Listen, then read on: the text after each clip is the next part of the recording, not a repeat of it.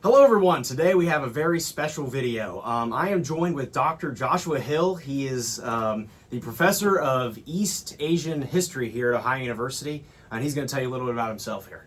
Sure. Well, Trenton, thanks for having me on. I've gotten to know Trenton a little bit over the last academic year. He was in my learning community for history majors in the fall and is now in my intro course on modern East Asian history in the spring semester. So my own background, I've been at Ohio University for now 13 years. I teach East Asian history. My background's really in Chinese history, especially modern Chinese history. I wrote a book about voting and elections in 19th and 20th century China, just ideas about what does it mean to vote, how do you write election laws, how are those explained to people who had never had an experience with voting or elections before. I'm working on a book now about a Chinese philosopher who visited the US and Canada in 1903 and wrote about his thoughts on American politics, economics, and society, that kind of thing. So I'm excited to be here today to talk about the Qing Dynasty, which is a really important and interesting period of time. Yes, it is. So this is Dr. Hill's first ever time doing a tier list. If you've watched this channel before, we've done many tier lists on US presidents and things like that, but we are stepping a little bit out of my wheelhouse today. We typically do a lot of Western history here on the channel, but I've done a few videos on China and Japan before, but we're going to take a look at all 12 of the emperors of the Qing Dynasty, and we're going to be ranking them on a tier list today. So this is going to be really exciting. For those of you guys who don't know how tier lists work, basically we drag them and drop them in whichever category we think they fit based on how successful they were as an emperor in our opinion. So our opinions might conflict, we may agree, so I'm excited to see. Dr. Hill has studied Chinese history far longer than me, so I brought him on here because he can give us some deep information that we otherwise wouldn't be able to have, so I'm excited. All right, so let's get started. So I'll pull up the tier list. So the way we're going to do this is we're just going to each go in order introducing the emperors, and then we're going to be ranking them. So I'm going to start with the very first emperor that we see here on this tier list, Nurhaci. So Nurhaci is considered to be the first Qing emperor, although he didn't really consider himself to be a Qing at the time of his life. It was something that the dynasty later put on him as kind of a ceremonial thing, because in the Confucian values, Confucian ideology, which many East Asian nations had at this time, there was a philosophy of filial piety to respect those who came before you and to kind of give the later Qing emperors some credibility. So his reign dates are considered to be 1616 to 1626. So he's famous for uniting all the Jurchen people. There were many tribes in the northeast part of China called Manchuria at that time, and he worked for decades to kind of unite all of those tribes together and form kind of a confederation of all of them in kind of like a little mini nation called the Jurchen people. That happened in 1616. That's when he's considered to start his reign, because that was when he succeeded in that. So he also is influential because he's the one to have created the Manchu alphabet that was used all the way through the Qing Dynasty. And many of the Qing emperors were bilingual, and this alphabet was much easier for the average Chinese person to learn, and so it was very influential. And most of the Qing emperors we'll see will be bilingual in both Han Chinese and Manchu. So he's the founder of later Jin in 1616, which is, there was a previous Qin dynasty, so this is considered the later Jin, although the name's later changed to Qing. And then he had some very close ties with the Mongols, and he held the title of Khan at many points. He decides to invade the Ming dynasty in 1618 to try to basically take over the government. And this is the point when the Ming dynasty is the current ruling dynasty in China, and they are starting to lose power. Starting to lose a lot of power, and so we get many revolts that happen within the Ming Dynasty, and this is one of them here with Nurhaci. He's fairly successful on the battlefield. He does very well in the battles that he does against the Ming Dynasty.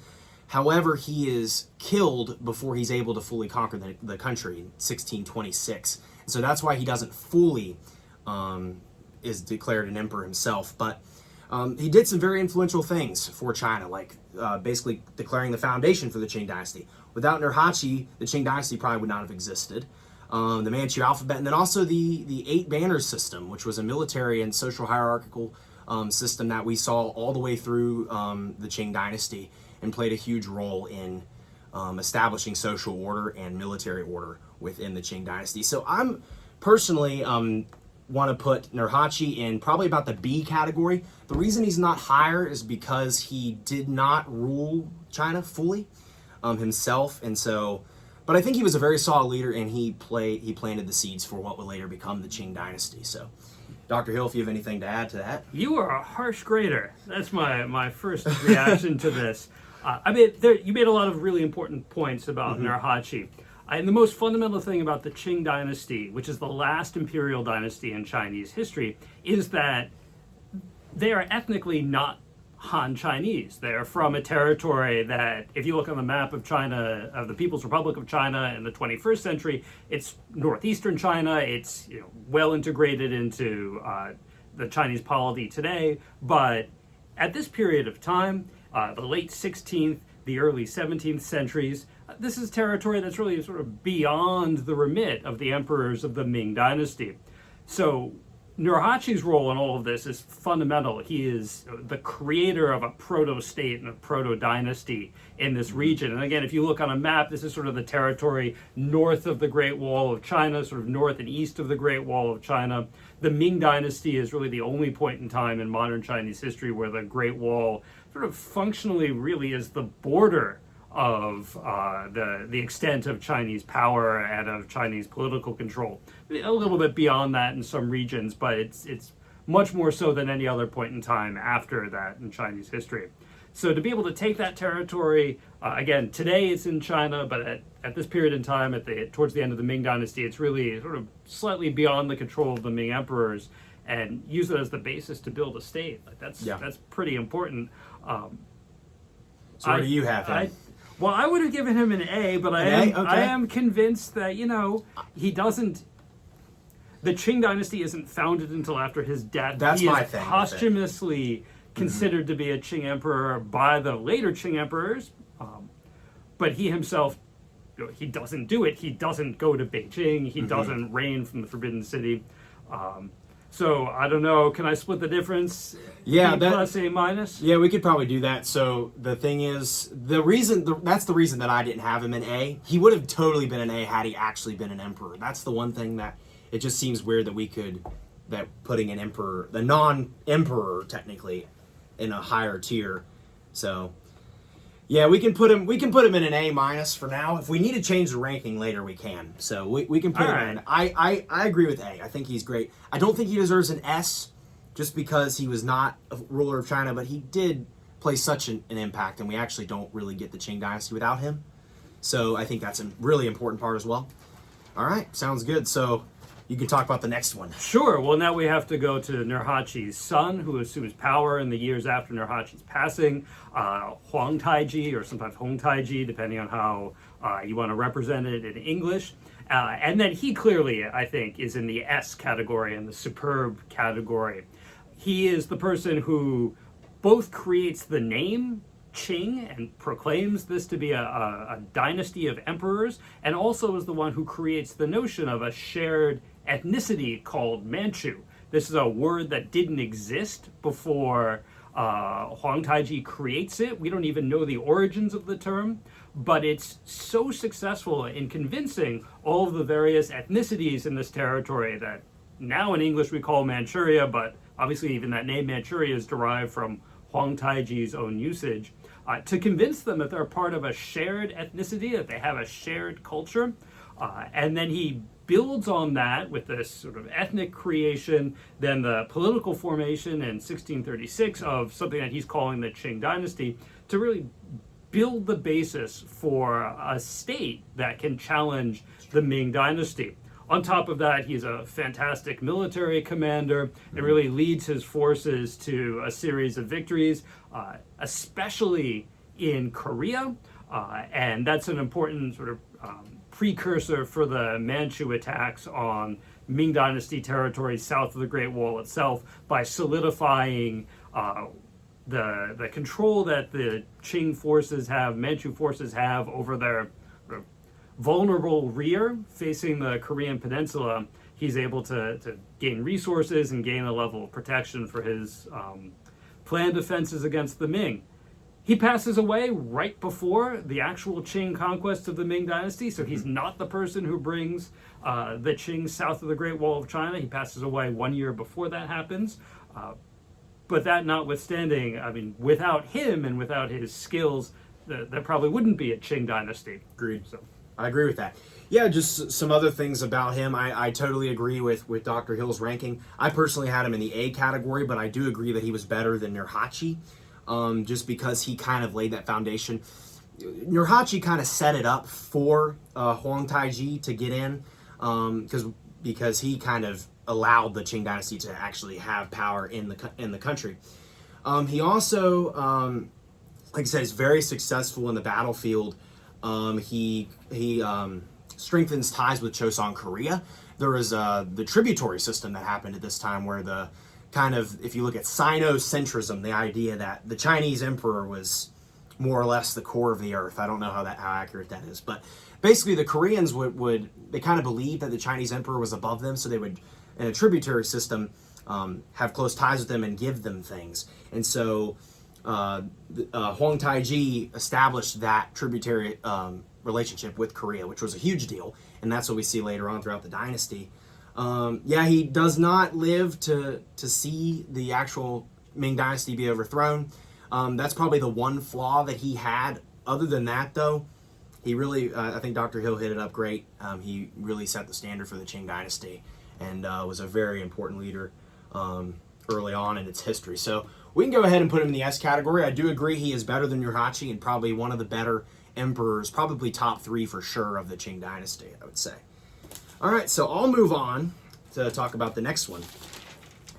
Real quick, another thing that he did, and we'll see this later on with emperors, is he realized that he wasn't ethnically, Han Chinese. He came up with the idea of having to assimilate Han Chinese and Manchus together in arranged marriages and things like that to kind of help strengthen ties and credibility and legitimacy that way. So that was another big thing that he did, which we'll see later on. One of the central challenges of the Qing Dynasty is dealing with the ethnic question. Right? It's originally Manchus and Han Chinese, and ultimately including Mongolians, Tibetans, other ethnicities in China. And so how do you balance that out? How do you have a ruling family and a ruling group that is from an ethnic minority? And this is something that all of the Qing emperors grapple with, but really the foundations for this are laid down by Huang Taiji. In addition to what Trenton was just talking about, one of the other things that Huang Taiji is really significant for is building up dual forms of administration that have places for Manchus, places for Han Chinese, building a form of government that involves things that are derived both from Manchu traditions and also sort of the more bureaucratic system that people in the territories of the Ming Dynasty had been used to. Yeah, for sure. So the next emperor is actually the very first official emperor of the Qing Dynasty to actually rule over it. So the Ming Dynasty is officially conquered in 1644 by a man named Li Zicheng, and he officially conquers the Ming Dynasty, but he is ousted very shortly after that and ends up dying, and the Qing is restored to power under Shunzi. Right, so Li Zicheng is the one who seizes Beijing from the Ming Dynasty, yes, right? So he officially... And so he ends the Ming Dynasty. Right, the last emperor of the Ming Dynasty famously commits suicide on the hill right behind the Forbidden City. But that actually creates a perfect opportunity for the Qing Dynasty. Yep. They're not the ones who've overthrown the Ming Dynasty, right? It's this True. guy who's a bandit, who's an occupation of Beijing. It creates a problem for all of the Ming forces that are facing Qing Dynasty forces on the Great Wall. Like, what are they going to do? Yeah. Are they going to, right, the emperor they serve has now been overthrown. So do they throw in their lot with this bandit who seized control of Beijing? Do they side with the Qing Dynasty, or the emerging Qing Dynasty? It really creates the perfect opportunity. It does. For Qing forces to establish control over North China. Yes, we're going to get into that right now. So we don't count Zicheng as an emperor, obviously, because he wasn't a Qing emperor. He was kind of just a bandit, obviously, that we said that overthrew. But Shunzhi is made as the emperor in 1644. At the time, he's only like 6 years old, so he's a child. As far as Qing Dynasty goes, his era, he ruled from 1644 to 1661. Little is documented during this era, and it's kind of difficult to rank Shunzhi because of the fact that he was controlled by a regent for most of his reign. As he was a child, he dies in his early 20s, and for most of his reign, he's a child. So he's the first Qing ruler of China. You got that, but Dorgan, who was one of his powerful uncles, was pretty much in control of him for most of his reign. And that's what happened a lot because there were a lot of sons. These emperors had a lot of sons. And so when a young child comes to the throne, they have powerful uncles and they're going to want to try to control them. We see this in European countries. We see this all over the world with monarchies. And that's one of the flaws of monarchies is child rule, for sure. But during Dorgan's regency and Shunzhi's reign, a lot is implemented in China because now the Qing have to assert power in China. So they create the haircutting command of 1645, where we see the famous queues, where all men are forced to cut their hair and do that. We see a lot of what we call Neo-Confucianism, some very hardcore Confucian ideas getting thrown into China. And we see the Qing establishing garrisons across the country, military garrisons, to basically curb the power of any rebels that might come up, as there is a new dynasty, and that's what you have to do to assert power. And to subdue Ming resistance overall.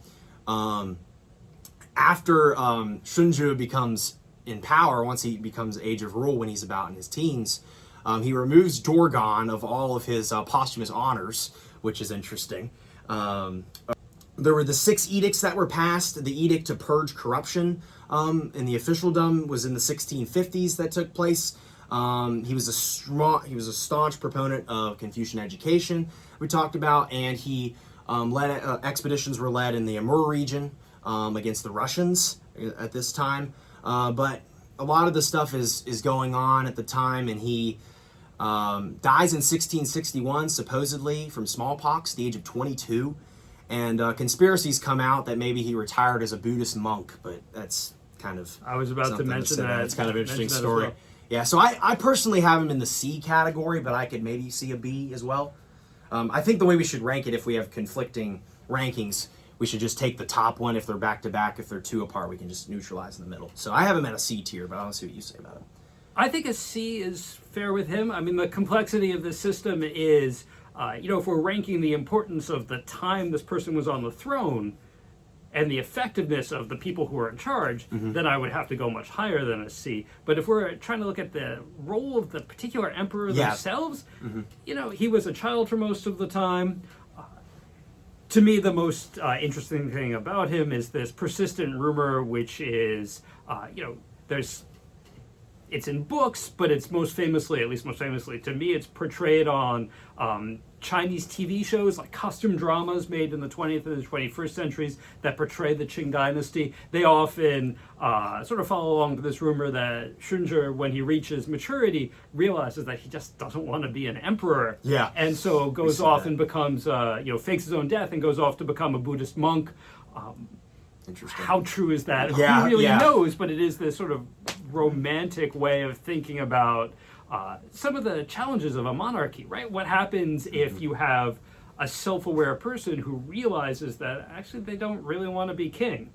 Exactly. But again, there's no real documentary evidence for this. We don't know. So I think a C is fair. Is a good grade. Yeah, because I don't think he was particularly bad, but he wasn't outstandingly good. And the stuff that happened and strong that happened during his reign, did he really have control over it? It's like one of those things. So anyway, we'll move on to a very prominent emperor next.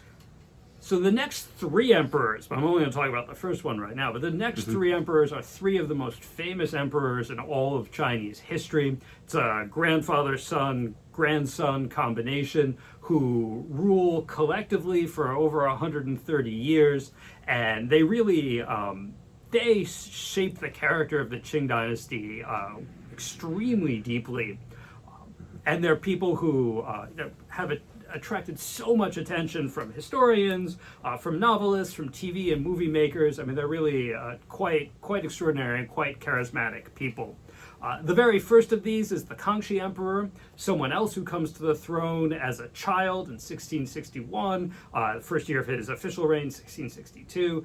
The story about him that's often told is that, assuming his father, the Shunzhi Emperor, did die of smallpox, apparently the Kangxi Emperor, as a small child, had smallpox as well and had survived it. And so the thinking was that, well, clearly he is a physically robust person, and that is good enough reason to elevate him to the throne.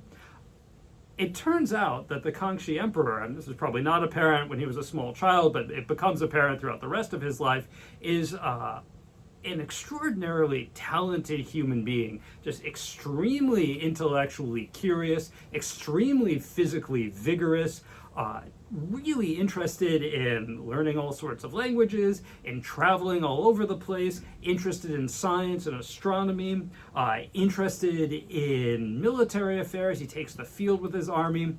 If you're going to make a movie about an emperor, it would be this guy. He's not someone who confines himself to the palace.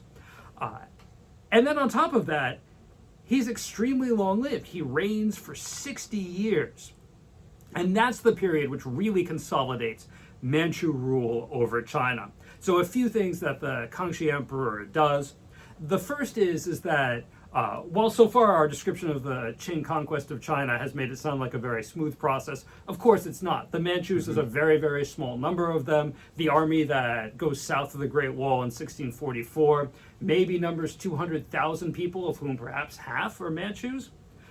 Manchu rule is established pretty firmly in North China, but large amounts of South China, right, which is, now we're thinking 2,000 miles distant from Beijing, are not firmly in Manchu hands. Instead, you have a lot of defector generals from the Ming Dynasty who go over to the Qing, and the Qing just say, well, you take over South China, and you can govern South China. There are 3 of these generals in particular. You can govern South China as you see fit, but you just have to acknowledge the supremacy of Beijing. So these territories really, they're not integrated into any direct form of rule from the national capital.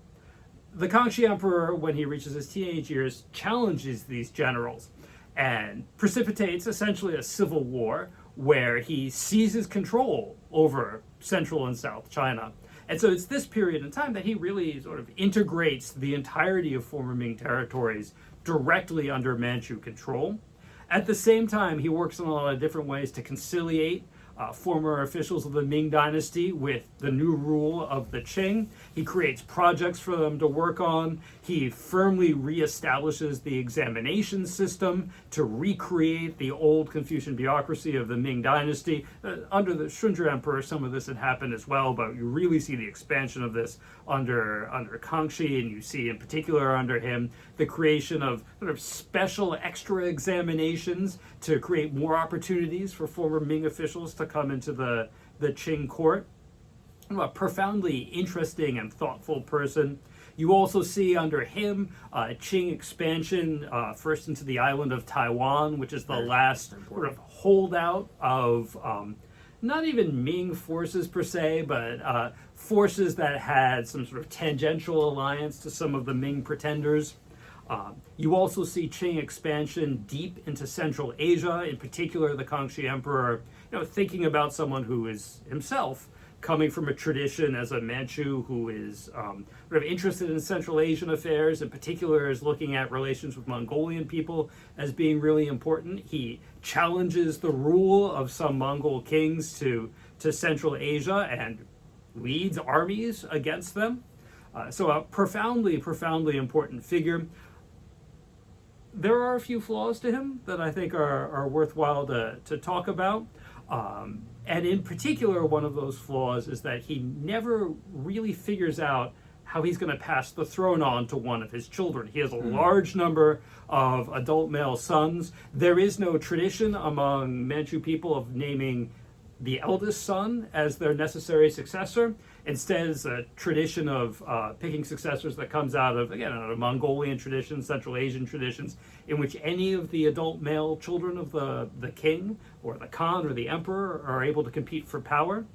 The Kangxi Emperor has a favorite one, but this son proves himself to be sort of dissolute, corrupt, violent, and so the Kangxi Emperor establishes him as an heir, disestablishes him, reestablishes him, and then finally disestablishes him a second time, and then after that just won't deal with picking which of his sons is going to be the next one. Interesting. And no one can challenge him on this issue, meaning that at the end of his life there's this really profound succession crisis. And so I look at him, such an important person, such a compelling person in many ways. I highly recommend, if you're curious about him, there's a book that's based on translations of some of his diaries called Emperor of China, written by a historian named Jonathan Spence, which emphasizes many of the really interesting things about Kangxi, but also some of his drawbacks. I would give him an A. I don't think I could go and give him an S because of the succession issues, Okay. but a profoundly interesting human being. Interesting. I actually had him in the S tier, but I agree with most of all the reasons that Dr. Hill brought up. He was emperor for 60 years, which was an amazing thing, especially for that time. Because during that time, when you have a single ruler ruling for that long, we see this in countries like France with Louis XIV being on the throne for 70 years. We see this. It's a huge way to centralize power and to keep power in the hands of one person, to keep it steady, the steady flow of power. So it really solidified China at this point. He solidified the Qing Dynasty's rule for sure during his reign. I think that's pretty huge. We get the start of kind of an era that's called the height of the Qing Dynasty, really High Qing. He commissions the Kangxi Dictionary in 1716, which is still used today in China. It's a huge thing. He establishes diplomatic relations with Russia, Mongolia, many other nations within the region, and ends up taking a lot more territorial expansion for China. He was a patron of the arts and education. He also improved agricultural productivity and trade, lowering taxes, which gave him kind of a benevolent reputation amongst the Chinese people. So everybody loved him because he lowered taxes, and we're going to see a lot with that with the next few emperors. And then the Sacred Edicts of 1670 were a big deal as well. So he did he implemented a lot of things that really gave the Qing Dynasty strength and started the height period. So I had him in S tier.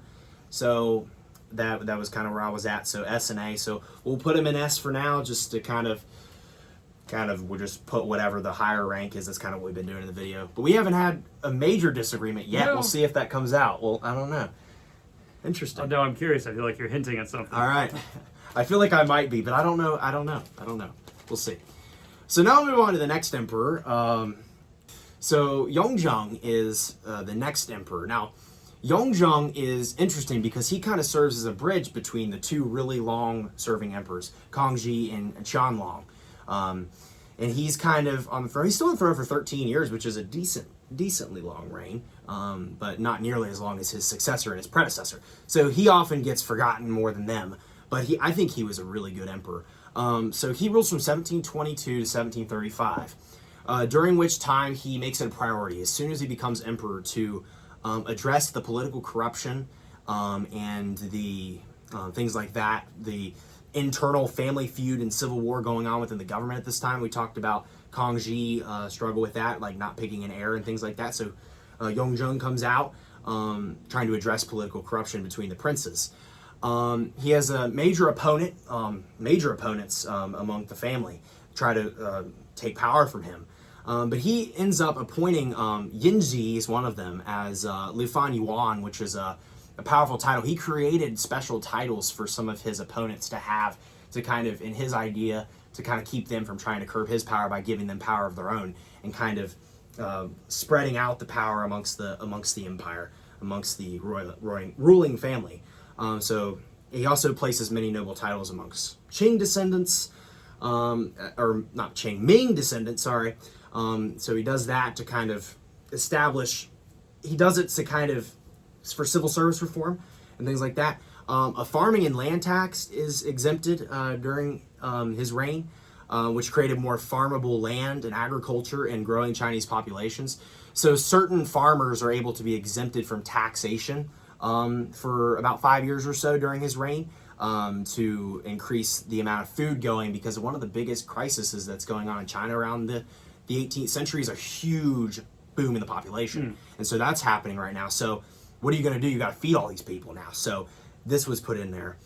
We get the Mao exams, which is a new level for the like a kind of a new expansion for the civil service examinations, allowing them to reach rural parts of China that otherwise didn't have it before. So that was a big deal.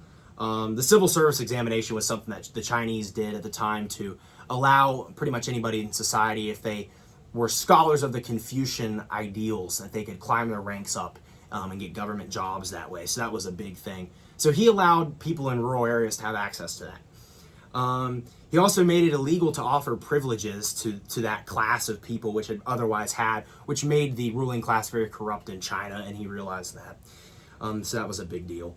However, he was very staunch on his Confucian policies. He removed all Christian missionaries and churches and all other faiths from China at the time. So he wanted nothing to do with that, which did involve in violence at times. He also establishes the Kohong trade team in 1725 on the port of Canton, which allowed for the products being shipped into China. Pretty much at this time, China was very isolationist when it came to trade, and they only wanted to trade out of one port. And so there was a special team of guys that were to create a more solid and solidified trade in Canton. He officially mandated silver meltage fees at this time, which is a big point in Chinese history, which silver was their main source of economics, because they made copper, but it wasn't worth as much at all. This helped boost the economy immensely. And then he had pretty decently successful military campaigns in Tibet and Mongolia.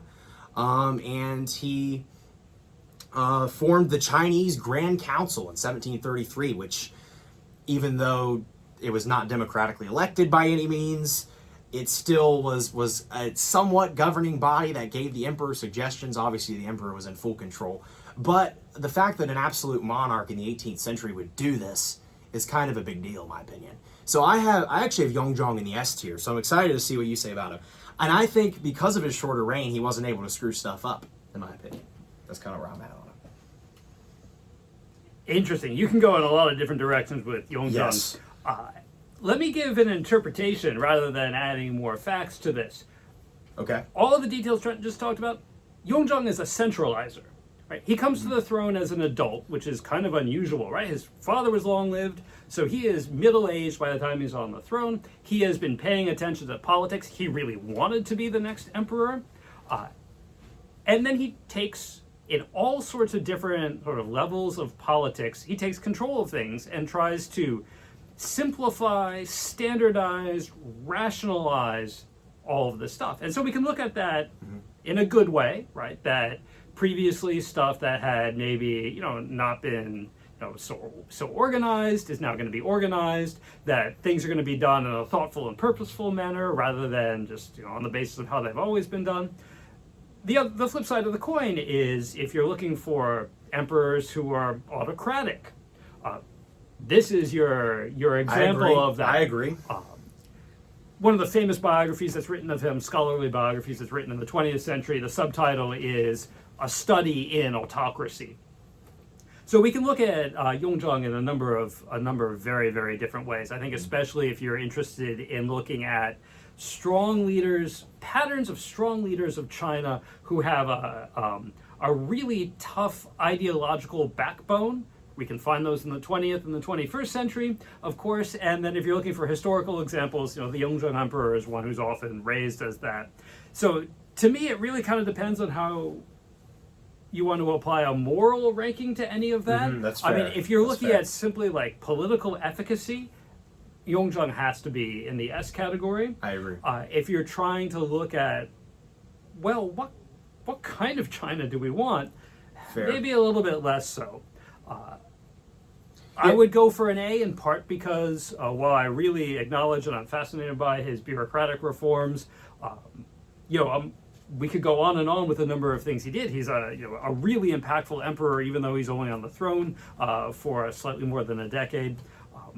I also want to weigh that against, an evaluation of what style of leadership I personally admire. That's fair. It's really a personal preference with Yongzheng, but the reason I think that he is the S tier is because he had risky ideas of what he did, and so when you take over a country with such an autocratic rule like he did, it can be really bad at times. But I think if you centralize it and make it effective to benefit the strength of the government in a way that you're helping feed people and helping the country, I think it can be a good thing at times. I think dictatorial rule isn't always negative, and autocratic rules isn't always negative.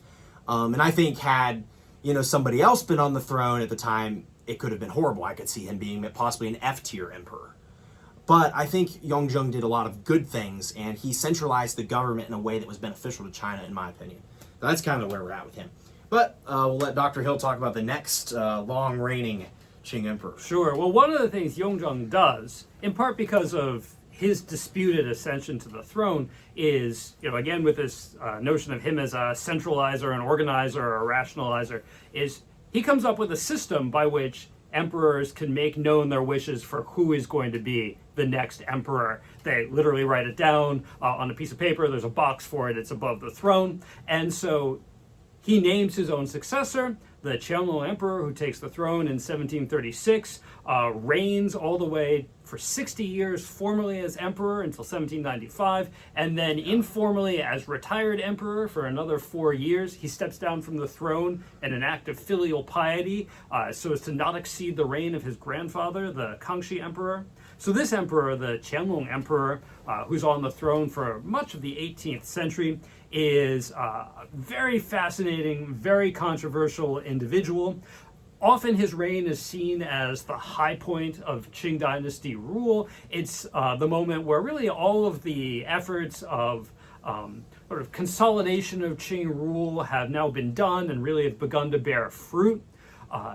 This is a period where the economy is, generally speaking, relatively prosperous. There's a lot of money in the hands of the state to invest in all sorts of different things, whether that's continued military expansion, whether it's all sorts of creative cultural projects.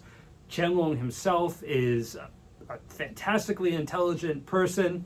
He supposedly teaches himself all of the 5 major languages of the Qing Empire. So he's obviously fluent in Manchu, he's fluent in Chinese and Mandarin Chinese, he learns Tibetan, he learns Mongolian, he learns Uyghur. This really profoundly interesting person. Much like his grandfather, he's interested in touring all of his empire. He's not someone who confines himself to the palace. This is important in comparison with the emperors of the 19th century, who really have a much more narrow experience with things. So in all of these different ways, we can look at the Qianlong Emperor as really being sort of this epitome of Qing Dynasty rulership. There are some problems, and I'll just name a few of them really quickly. The first is he's an incredibly vain human being. One of the examples of this that's often given is that he amasses an enormous collection of famous artwork, and he adorns a lot of it with his own poetry. And his poetry and his handwriting are, they're not all that special. They're not necessarily all that bad, but he's taking famous works of art from Chinese history and he's sort of adding a little bit to them. And that's maybe a little example that reveals a lot of how he sees himself and sees his own role in Chinese history. Someone who's maybe a little bit self-satisfied, is aware that he's the emperor of a dynasty at the height of its power, and he's going to sort of demonstrate that, even if it's not the result of his own work, but it's the result of work that came from people before him. Be a little bit of a critical take on him.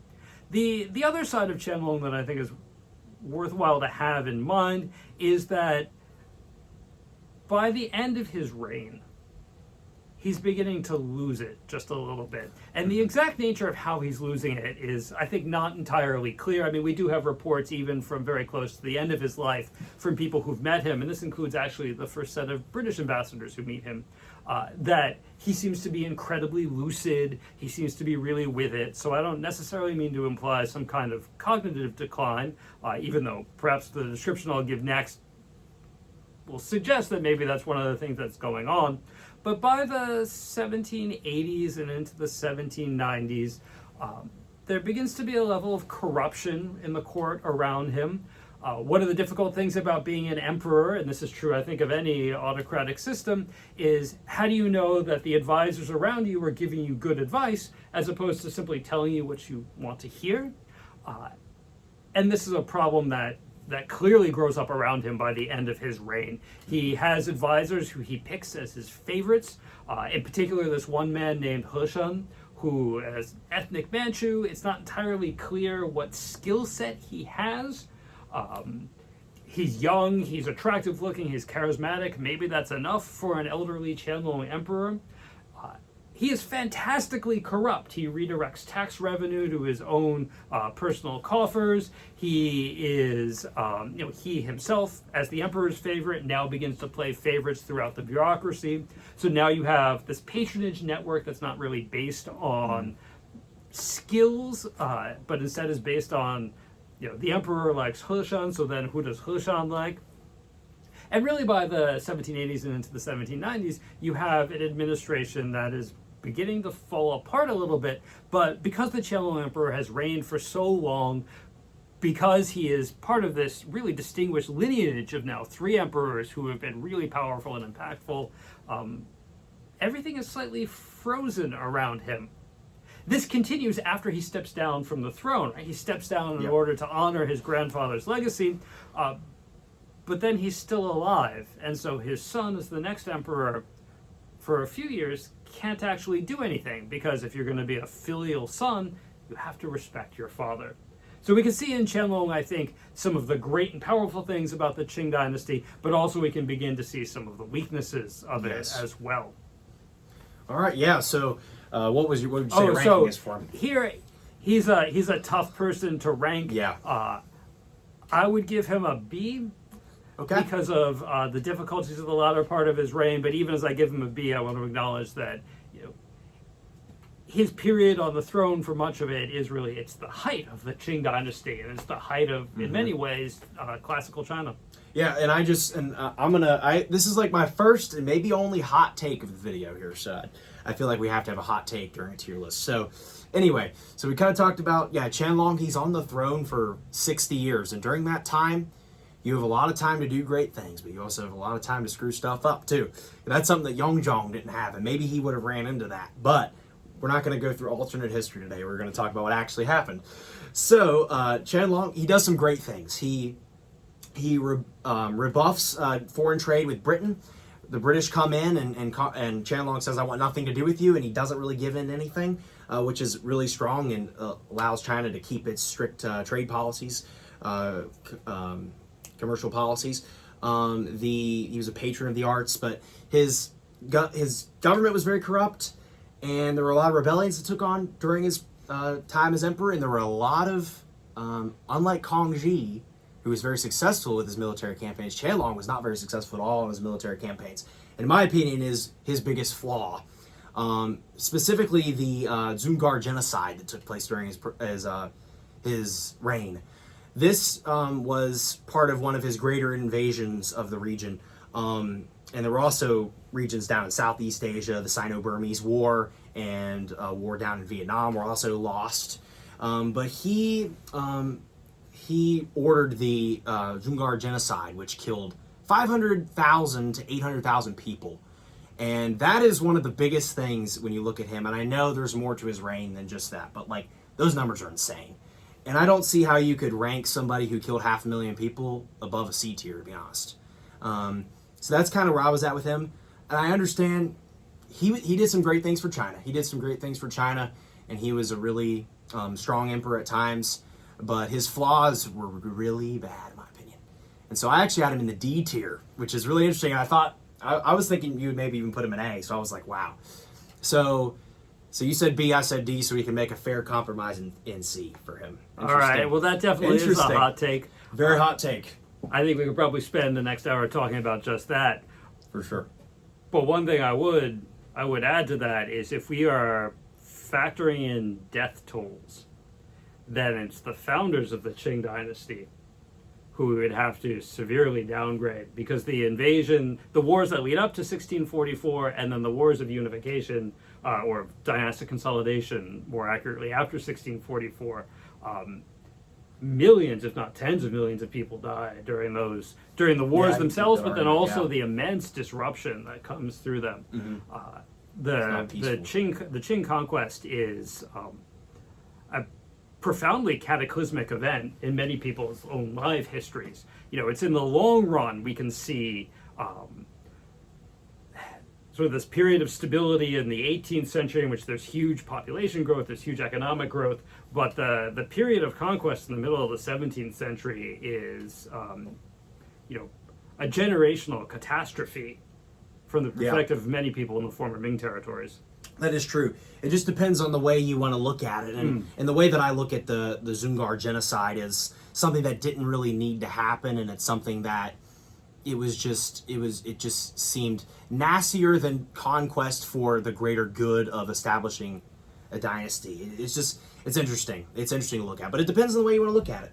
And it's understandable that China has one of the most deadly histories of any country, and that's just how it is. A lot of people died in all of these wars, but the other wars that Qianlong initiated were not successful, and they were costly for China, and so that's another thing that I would like to point at for him. And then he ended with China was not really at peace at the end of his reign like it had been earlier in the reign. But that's Qianlong. We can put him in a C tier, middle of the road, because it's really hard to rank him because he did such good things and he did some really bad things too, so it's hard to say. Anyway, I guess we'll move on to the next emperor, who is Qing. So he is the successor to Qianlong. So he starts ruling in 1796. He dies in 1820. But for the first couple years of his reign, Qianlong's still alive, and so he's really, seen by most as the real ruler during this time, I guess you could say. So Qing doesn't reign nearly as long as his predecessor did. However, he was successful in suppressing the White Lotus rebellion that took place right at the end of Qianlong's reign. But a lot takes place during Qing's reign that really sets China down a path that it's kind of a no-return path. First of all, some of the good things he did. He was a patron of Confucianism. He maintains international relations, at least attempts to, strict international relations of commercial trade. However, one of the big crises that's been going on at this time, and this happened more in the 18th century, we now start to see opium as an issue, which we're going to get into that here in a minute. But so that had started to get imported into China from the British Empire and places like that. Qing realizes during his reign that this is starting to become a major problem. People are starting to get addicted to it and really badly, and it's starting to affect China. So he starts to implement policy to try to ban the opium imports to China. It's not very successful because you still see things like smuggling take place, and it's only going to get worse from here on out. Qing is fortunate enough to die before it really became a really big deal, but by 1820, it's pretty evident that it's going to become a major deal. And then that's going to lead to the first Opium War, which we're going to talk about in a minute, about 20 years later. So he has many attempts to restore state order and for civil service reforms, treasury reforms, to kind of de-corrupt the government. But a lot of his governance is fairly ineffective. And a lot of the attempts that he tried to do weren't very successful. The attempt on the ban of opium trade was not very successful. I think Qing had good morals, but I don't think he was successful. And so that's one of the things for him. I'd probably have him in a C category, personally. So I'd like to see where you go with it. I have a soft spot for the Qing Emperor. And so it comes from this, right? His immediate three predecessors, who reigned for, again, 130 years, are huge figures. They have huge personalities. They put their stamp on China. And there are problems growing up underneath that during that 130 years of relative political stability that are not necessarily connected to any of the individual policies or personalities of those emperors, but nonetheless are there. And in fact, maybe this period of political stability creates the conditions for these changes. So the big ones involve, or the biggest of these involves, with this period of political stability, you now have major population growth. And so slowly under Kangxi, under Yongzheng, and under Qianlong, you have the land sort of reaching its carrying capacity and moving beyond that, right? So now you have, especially by the latter part of the 18th century, people migrating into sort of more marginal territories for agriculture. You have all sorts of stresses on the systems of government, Right, so we've talked already a few times about the civil service examination system. This is a mechanism by which, to simplify it, through study of the Confucian classics, people could test into government jobs. Right. One of the challenges of the civil service examination system is that there's quotas for the number of people who can pass it. There are also caps on the number of government officials that there are going to be, and those don't change even as the population more than doubles over the course of the 18th century. And so you have a frustrated group of people who are studying for the exams who are never going to pass them simply because there's a cap that doesn't change in the number of people who can pass, regardless of the number of people who are taking the exams. You have a population which, recovering from some of the disasters of the Qing conquest in the 17th century, that, for generations is having enough farmland, having enough food. But again, by the end of the 18th century, they're beginning to run up against the carrying constraints of Chinese territory. And this, it sends a few signs, a few tremors through the political system in the late 18th century under the Qing Emperor. And that's what this White Lotus Rebellion is. I mean, the White Lotus Rebellion is kind of interesting because there's no central leader. It's not this sort of charismatic movement of the type that we'll see in, say, the 19th century. Instead, it's this rural-based insurgency that has this quasi-religious component to it coming out of Buddhism. And it seems to reflect this generalized unrest, this generalized sense of, life isn't as good as it was perhaps a previous generation. That's something that the Qing Emperor is not able to deal with effectively. Jia Qing, I think, on the throne, he recognizes the challenges and the threats that his dynasty faces. He does work to sort of reduce state expenditures. He is sort of trying to think through what are the implications of dealing with these intractable problems. But they are big and intractable problems, and to a certain extent, or to a significant extent, he's hemmed in by decisions of previous emperors. So Trenton talked a while ago about decisions made much earlier in the Qing Dynasty to place limitations on taxation.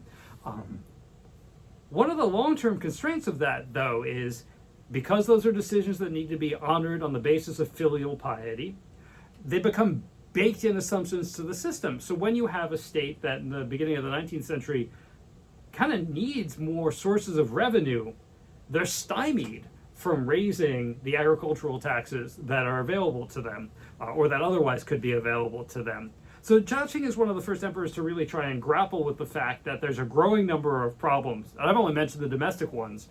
You've already heard a discussion of opium and the rise of European influence in the region. He's trying to grapple with these, not necessarily so successfully, but I always appreciate the way in which he's clearly thinking about them. I agree with that. And so perhaps I'm a light touch in terms of grading, but I would go for a B for him. Go for a B? All right, we'll do B for him. He's the first B tier we got. I do think his mind was in the right place there. I guess you're on for the next one as well. Sure. And actually, many of the things I said about Jia Qing, I think, also cover his successor as well, the Daoguang Emperor, who's on the throne from 1821 until 1850. He is the emperor during the First Opium War, and so he is intimately associated with this profound foreign policy crisis. He's the one who ultimately decides to deal with the influx of British opium into China by sending a commissioner, the famous Commissioner Lin, to the port of Guangzhou to shut down that trade and to shut it down by seizing British opium stocks, also American opium stocks, because there are American opium traders there as well. And this precipitates a war between the Qing Dynasty and the British Empire.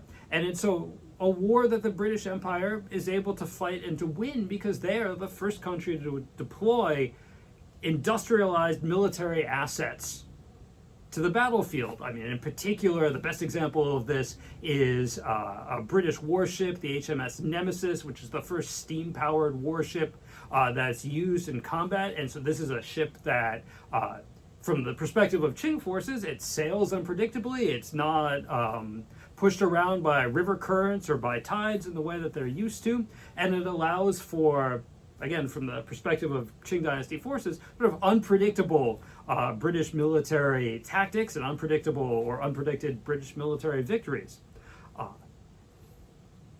in terms of thinking about a grade for the Daoguang Emperor, it's tough. He is sort of represents the beginning of the end of the Qing Dynasty's ability to control its own boundaries, to set its own policy direction, and so in that sense, I think he's often graded quite lowly. On the other hand, I have a certain sympathy for him. One, because I don't think that his problem was that he was simply not paying attention. He was, and as far as we know, an active and engaged emperor. He is confronted with a policy challenge which has no precedent in Chinese history. And so how do you deal with that? How do you think through it? I'm not sure if I were in his shoes I would have done much better. I agree. So weighing all those things together, I would put him in the C category. Okay. I initially had him in the F, but after I thought a little more about it, I thought that was a little too harsh. So he's probably more of a D for me, maybe C. Just some of the stuff he did, it's kind of like a situation where it was like, okay, he wasn't, a lot bad went on in China, but how much control did he really have over the Opium War? How much control did he really have over the Treaty of Nanjing? Not much, right? So it's like one of those things. He did have some successful military accomplishments during the wars in Tibet and in the Sikh Empire and stuff like that. But his reign was characterized by the Opium War, and so, like Dr. Hill said, I think his mind was in the right place, kind of like Jia Qing. He just really didn't have a lot of control, and that was out of his control. So it's one of those things. It's like, how do you grade him, right? How do you grade him on what he wanted to do or what he did do? He made efforts to do things, and another thing that happens right at the end of his reign, which we're going to touch along with the next emperor, is the Taiping Rebellion, which starts right at the end of his reign, 1850. We're going to talk more about that in a minute, but that's another thing that is kind of a bad thing to look at with him, and that probably made me go more for a D or F tier for him. So we can, what'd you say for him? Did you say a B? Or I think I said a C for him. A C. We'll go with C. We'll go with C for Daoguang. Okay. Can I share just a very quick story? For sure. About the Daoguang Emperor. That is not apropos of some of the bigger issues, but after the White Lotus Rebellion ends, there's this split-off group called the 8 Trigrams. So again, there's a bunch of rural people disaffected with society. And this group, the 8 Trigrams, I'm going to use some modern terms for this, they decide to stage a terrorist attack on the Forbidden City. And they break into it. They break through the gates of the Forbidden City. The Forbidden City is an enormous complex, right? So, I mean, getting through the gates, you're only part of the way there, but they do successfully get in there. This is during the reign of the Jiaqing Emperor, and the person who later becomes the Daoguang Emperor is in the palace at the time. He's a young man, and he picks up a gun, and he hunts down some of these people who have tried to break into the palace. And famously, there's one who's up on a roof, and he shoots that guy off of a roof. Just a little story about him. It doesn't tell us all that much about his reign as emperor, which doesn't begin for another decade or so beyond that. Fascinating. But if we're looking at sort of not just the measurement of policy, but the measurement of a person as an individual, I mean, this is someone with a certain amount of physical courage. And someone who, when he's confronted with this really unexpected crisis, I mean, doesn't run away. Mm-hmm. So you can take that for what that's worth. Yeah, that was cool. All right, interesting. So now we're going to move on to, I guess I got this one. Xianfeng was the next emperor, the successor to Daoguang. So Daoguang dies in 1850, and as we know, the empire, if you wouldn't even call it that Xianfeng is inheriting is just completely, it's just not going too well at all. It's kind of falling apart. So he comes to the throne around 1850, and then he rules till 1861. Already, he doesn't have that long of a reign. He's only on the throne for about a decade. During his reign, China is characterized with just complete instability and rebellion and wars throughout the country.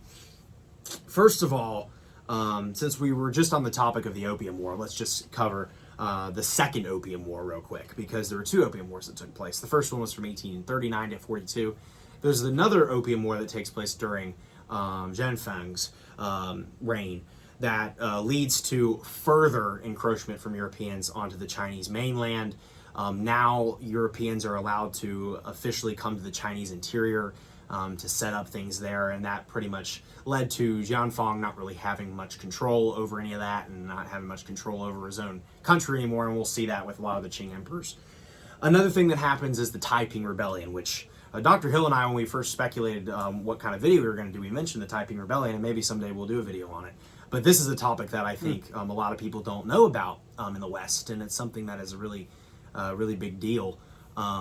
So perhaps we could do a video on that sometime, and I think it deserves its own video. But basically, long story short, you get this frustrated scholar who's going through the civil service examination, who gets some sort of miraculous idea in his head from a dream that he's the brother of Jesus Christ, and it is his destiny to basically take over the Qing Dynasty, essentially, is what happened. There's more to the story, but it's crazy. And so this leads to the deaths of tens of millions of Chinese people within the 14 years that it happened from 1850 to 1864, which is actually, if you look at the total death tolls, is actually more than the entire First World War on all sides, that's pretty crazy. And unlike anything the world had really ever seen by this point in the 19th century. This was before an era of total war that we see in the 20th century, so this was really unprecedented for world history at the time. China has had other rebellions like this throughout. The Three Kingdoms period comes to mind, but there are things like that. But the Taiping Rebellion was a huge deal, and Jianfeng tried all he could to try to suppress it. However, he never lived to see the end of it. And so that was what happened. But between the Second Opium War and the Taiping Rebellion, both of which I don't personally think he had anything control over either of them, to be honest. And additionally to that, he also loses parts of Manchuria and the north to the Russian Empire during his reign as well. So a lot of loss takes place. I don't know how much control he had over it, which makes it very difficult to rank him. But I had him in the F tier, but I think he should probably be ranked more like a D tier. I don't know enough about his mindset, but I feel like his reign was just not great at all. And on top of that, he also married Empress Dowager Cixi, which we'll see a lot of her later down the line. And you could say, little did he know it at the time, but that served as a big fate for the Qing Dynasty. So a long-term impact. So I have him in the D category. So I would like to see where you have him. I would put him in the D category as well. And to me, the thing that keeps him from being in the F category is, I'm not sure I could point to a policy decision that I think he made which had a real impact. Yeah, I know. That's what the origins of the Taiping Rebellion are so vast, and they go back to the split between Manchu rule over a majority Han Chinese population. They are influenced at the origins of this rebellion. I mean, it's influenced by the Opium War, by the loss of sort of direct Qing control over parts of the coastline, related to the onset of the opium crisis, the economic dislocations that come with that. I mean, these are vast forces that were in place long before he came to the throne. Yeah. The specific individual who leads the Taiping Rebellion, Hong Xiuquan, he's not someone who could be predicted, right? He's the person who, he fails taking the exams. He's also received some early Chinese language, Protestant Christian proselytizing literature, and he reads that, and he internalizes it and sees himself. He claims to have had a dream in which he speaks directly with God, and God says, "You are my second son. You are the younger brother of Jesus Christ." In this dream, God gives him a sword and says, "You should use this sword to kill the demons in the world." And for Hong Xiuquan, the demons are the Manchus. This is sort of reflecting several centuries of Qing Dynasty rule over China, a sense of ethnic tension that is sometimes overt, sometimes beneath the surface, that rises again during this moment of intense economic dislocation, social dislocation. And again, none of that is the fault of the policies of the Xianfeng Emperor. Sometimes we can find emperors, maybe not so much the Qing Dynasty emperors we've looked at, but we can find other emperors in Chinese history where we might be able to say, oh, well, if they were just more attentive to their job, like if they just had wanted to be emperor or like the myth of the Sunja Emperor. If they had just retired from it and disappeared and went to be a monk, things would have been better. I don't know if that's the case with this guy. Yeah. And then, of course, he's not on the throne for very long. Yeah, so there's that. Yeah, just the nature of his reign just makes him really difficult to rank, and it's kind of unfair to him, but we have to give him a ranking, and so, this just starts the period of the decline of the Qing Dynasty, so yeah, that's pretty much all we have to say about him, I think. Unfortunate. He just had some bad luck, I think. Yeah. So we talked about all these 18th century emperors in so much detail, and then the 19th century emperors, become much more compressed, and I actually have relatively little to say about the Xianfeng Emperor's son and successor, the Tongzhi Emperor, who is brought to the throne as a small child in 1862. He is dead by the time he's a late teenager in 1874. There are all sorts of rumors, some of them rather lurid, about why it is he dies at such a young age that involve perhaps venereal disease or sort of like over partying in the brothels of Beijing. No idea how true any of that is. The period in time in which he's on the throne is quite consequential. This is the period in time in which the Qing Dynasty, under a series of rather able and thoughtful ethnically Han Chinese officials, is able to bring an end to the Taiping Rebellion, to reestablish a level of stability. And in that sense, this period of time when the Tongzhi Emperor is on the throne, sometimes called the Tongzhi Restoration, is a period of sort of like a short-term plateau or a short-term arresting of the fall of the Qing Dynasty from power. But that really doesn't have much to do with Tongzhi himself, who is a child or an early teenager during this period of time. So hard to really assess him. But as has already been alluded to, really in the background we see, in addition to a coterie of rather efficient and effective Han Chinese officials, we also have the Empress Dowager Cixi, who really is the one who is behind the throne, ruling for the latter part of the 19th century and into the 20th century. During the period in which Tongzhi is on the throne, she is relatively tightly aligned with this group of Han Chinese generals and Confucian-trained officials who bring an end to the Taiping Rebellion, and then who also begin to invest in some early modernization efforts. They create the beginnings of some industrial companies, some shipping companies inside China. They begin to create a professional foreign ministry inside China. They begin to use elements of European-created international law to promote Chinese interests. So we do see this era, or you can't argue that this is an era of relative stabilization. But Tongzhi himself, at best, he's an observer, and perhaps even that is an exaggeration of his role. So I would also place him in the D category. Okay. Yeah, I think we had him there. I think I also had him in the D category as well, so we can pretty much unanimously put him there. It's hard to judge him. He dies at 18 years old. He's a fairly uninterested ruler, as a lot of the average teenager probably would be. And so he's really hard to rank as well. Another one of those children who was controlled pretty much his entire reign and really didn't have much to do. So it's I don't really have anything else to say about him. I guess we can just move on to the next one there. So he dies at 18, which was probably unexpected, I would assume. And so after that, there's kind of an interesting crisis that happens because the Empress Dowager, the wife of Xianfeng, is still alive. Empress Dowager Cixi, and the other Empress Dowager Siguan, they're both big influences during Tongzhi's reign. But now they have to pick basically a new emperor at this point. And there's a lot of people that they could pick. And this is where we get kind of the first emperor off of that, father-son succession that we've seen this entire time through the Qing Dynasty. Cixi basically formally establishes Guangxu as the new emperor. He's like a 4-year-old kid.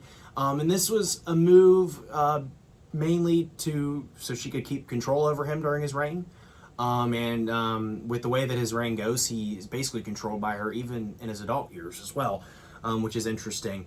And so that was a complete political move by the powerful Dowager Empress that she was at this time. And Guangxu has some good ideals, but he's not really able to capitalize on many of them because he's not allowed to, essentially, because she's the old widow of one of the old emperors. But one of the big things going on in East Asia at the time, and this kind of started off with Tongzhu's reign, we see China it's falling apart, essentially. But we see one of their contemporaries over in the East, Japan. Japan is going through a complete renaissance at this time. The Meiji Restoration takes place in 1868. Guangxu sees what is going on in Japan and realizes that the Japanese are doing really well right now. They are beefing up their military, they're beefing up their society to withstand further European encroachment, which was the Japanese fear at the time. So Guangxu sees this and he's like, we need to do the same thing. So he tries to implement policy. It's called the 100 Days Reform of 1898, which is ultimately a fail, unfortunately. But he had an idea to initiate these policies to try to modernize and to try to industrialize China like Japan had done at the time. Modernization plans, it pretty much included some edicts to reform education, create new schools to promote Western learning, things like that, transforming the military and governance policies. And he even proposed that the Qing Dynasty adopt a constitutional monarchy. It was also proposed by him. However, Empress Dowager Cixi, she organizes a coup to basically put Guangxu under house arrest, basically the rest of his life, and she's controlling him pretty much the rest of his life. He dies in his 30s. But during his reign, a lot happens that is not good in China. A lot of failures happen, including the Boxer Rebellion of 1900, which leads to the Empress Dowager and Guangxu having to flee Beijing for 2 years. And then there's also the Sino-French War and the Sino-Japanese War that take place that are also defeats for the Chinese. Guangxu really didn't have, I don't know how much control over those, like we said before. However, he's put in house arrest for 10 years. So right as he's able to become an adult and rule on his own, he's not able to, and it's unfortunate. And what is fascinating about his death is he had been poisoned, and I think it's been confirmed by later DNA testing and things like that. Soil testing around his coffin. Soil testing in his coffin. So we talked about this before, but he ends up dying November 14th of 1908, which is actually one day before the Empress Dowager. She dies the 15th of November. She's like in her 70s at the time. He's 37, I believe. So a lot of theories, and I think it's pretty much confirmed in many ways that she probably sent some people to poison him when it was clear that she was dying. And then she ends up placing Puyi on the throne later down the line, a 2-year-old, and he becomes the last Qing emperor. So Guangxu, I had probably, it's hard to rank him. Like we said before, I had him in the D tier, but that was me. So I don't know where you have him, but I don't think about him. Well, I'll start with the conclusion, which is that I concur with putting him in the D tier. I have a romantic attachment to Guangxu. I think he is this person who he could have had a very, very different life. Very much. And so that's something that, always strikes me. He'd be a good candidate for an alternate history novel or something like that. But that's not what happened to him. So let me talk about where I think he can be critiqued. Yes, it's true that most of the time he was not in charge of things. He was brought to the throne as a small child. There were regents. His aunt, who was the Empress Dowager Cixi, who was an extremely strong personality and an extremely savvy politician. She dominated when he was a child. When he comes of age, she's still present and is at the center of things. He really never has much space to develop a particularly independent view of stuff. And the one place where he does have time, or the one moment where he does have time to do this, is this sort of period right around 1898, the year or so leading up to it, and then this so-called Summer of Reform of the 100 Days Reform in 1898, in which he decides to embrace wholesale, massive top-down reform over the entire Qing Dynasty government. And that sparks a coup against him, and it's a coup that is led by his aunt, but there are plenty of other people in the Qing government who also feel like their interests are threatened by the Guangxu emperor. So no matter how much we may look at him and say this is this romantic, heroic figure Yes. who tried to change everything all at once and was crushed by the forces of oppression. It's hard to ever see, or it's hard to look at him and see how any of those ideas could ever really have found much purchase. Fair. His aunt, I think, had a much clearer idea of the politics of the late 19th century. In particular, she was very much aware of the tensions that existed between the Manchu elite of the Qing Dynasty and the dominant population of Han Chinese, and she was extremely sensitive to changes, which I think Guangxu and people around him might have called reforms, that would change that balance of power and maybe put more power in the hands of Han Chinese people at the expense of Manchus. Guangxu, I think, didn't necessarily pay so much attention to that issue.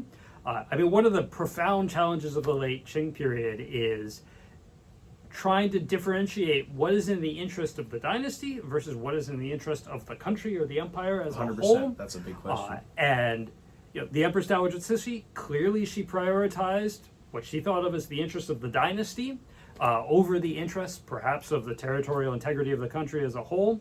Guangxu, I think it's not entirely clear, was fully cognizant of that issue, and that's a problem. Yeah, it is. So even though I might look at the Guangxu Emperor and say, again with this sort of like romantic idealism, and say, oh, like this is this missed opportunity for China, the fact that he was not thinking about it in sort of real hard political detail is a real drawback. There's a quote from this era. It's not from the Guangxu Emperor himself, but from one of his high advisors named Kang Youwei, who said, what the West did in 300 years, what Japan did in 30 years, China needs to do in 3 years. And so that he's saying the West did in 300, Japan did in 30 years is a combination of the Enlightenment, the rise of constitutional political systems, whether they're constitutional monarchies or democracies, industrialization, urbanization, all of those changes. To think that you could do all of that in 3 years and it wouldn't have dramatic consequences, Yeah. That's overly idealistic. And so that to me places him in a much lower category. The other thing I would say about him is that we simply don't know what he would have done had he been allowed to have a reign of his own. He is definitely poisoned. When it's clear that the Empress Dowager is dying, he is definitely poisoned. The testing, and I can't now remember whether it's from the soil around his coffin or from his body itself, found something like 2,000 times the expected presence of arsenic. So it's pretty clear that he was poisoned. It's not clear who did it. Was it the Empress Dowager who said, well, this guy is not going to outlive me? Was it some of the co-conspirators who were very much still alive in 1908 who thought, if Guangxu does take power, then he's going to come and hunt down all of the people who betrayed him in 1898. That's fair. And so they poisoned him. Who really knows? It does mean that we have no idea what direction he would have gone in. Again, I think it's the great fodder for alternate histories. But that's not the project we're engaged in. That is very interesting. All right. So I guess you could talk about the last one now, the greatest emperor in Chinese history. The final emperor of the Qing Dynasty, and is really only on the throne for a handful of years, is Puyi. If you've seen the movie The Last Emperor from 1986, if I remember that correctly, it's one of the first Western directed movies made in the People's Republic of China after the death of Chairman Mao. Set in Beijing, they're allowed to film in the Forbidden City itself. Puyi is picked to be the next emperor as a very, very small child. The revolution that unseats the Qing Dynasty happens when he is still a very, very small child, so he both reigns and is overthrown really before he has much awareness of what's going on around him. Certainly he's not setting the policy direction of anything before his forced abdication from the throne in early 1912. So his period on time as an official emperor of the Qing Dynasty is probably unrateable, but he does have a regrettable sort of post-imperial career. The conditions of his abdication, which is negotiated by his mother on his behalf in 1912, say that he can continue to live in the palace in the Forbidden City. He's not and then he can continue to call himself the emperor of the Qing Dynasty, actually, but that the Qing Dynasty is going to relate to the government of the new Republic of China as if it's a foreign country. So he is an emperor, but he only governs the palace.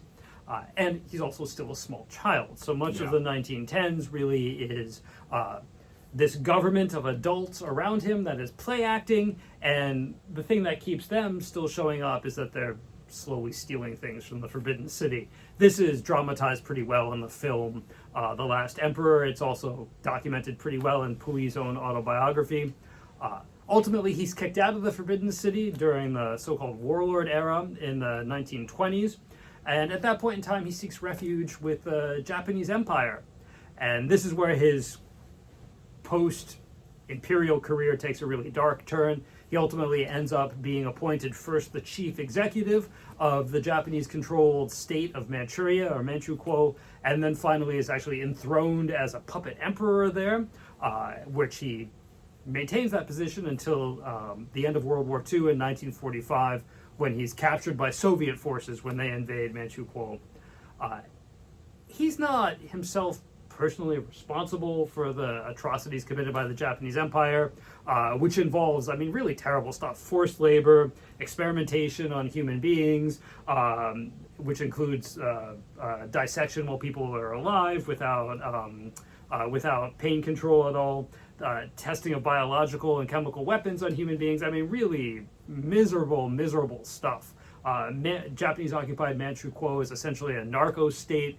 The state funds itself by taxes on opium, which it deliberately markets to the population of the country. This is pretty grim stuff that he presides over. It's not him making policy decisions, but nonetheless, he's there, and he does get to live in a palace while it's going on. Ultimately, he is held by Soviet forces, and then after the Chinese Communist Party takes over in 1949, he is returned to the custody of the new Chinese, or he's given over to the custody of the new Chinese government, where they put him through a reform camp. He writes his autobiography during that time. This autobiography, which you can get at most libraries in the U.S., is a fascinating read, but it's also a work that is meant to convey a very particular perspective about the Chinese Communist government.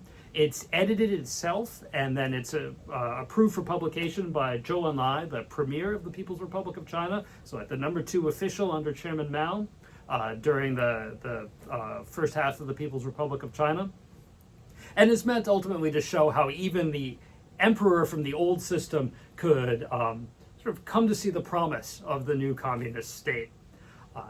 Really, he spends the rest of his life as sort of a propaganda tool, first of the Japanese Empire, later of the People's Republic of China. It's really hard to find, a personality or a moment where Puyi himself set his own direction. And so for those reasons, even though I recognize there's a tragic element to his life, I have to give him an F. Yeah, I agree. For some of the rankings that I've done before, for some of like the leaders, like the British monarchs and the U.S. presidents, we had like an inconclusive category. We don't have that on this list, but I think he could safely be put in an inconclusive category as far as his reign goes, because of just the fact that he just was like 4 or 5 or 6 when he left. What are you gonna say about him, during his reign? But yeah, very fascinating life. I think he dies 1967, so pretty deep into the communist regime. Yeah. Mao only outlives him by about, like less than a decade, but I guess Mao was quite old, a little bit older than him. But it's an interesting story, and it really is the only of the Qing emperors who had a significant reign, if you want to say that, because he was only emperor. How much of his reign did he really remember later on? I don't know. I definitely have to pick up that book sometime. That sounds really fascinating. But yeah, that's gonna conclude the ranking of the Qing emperors today.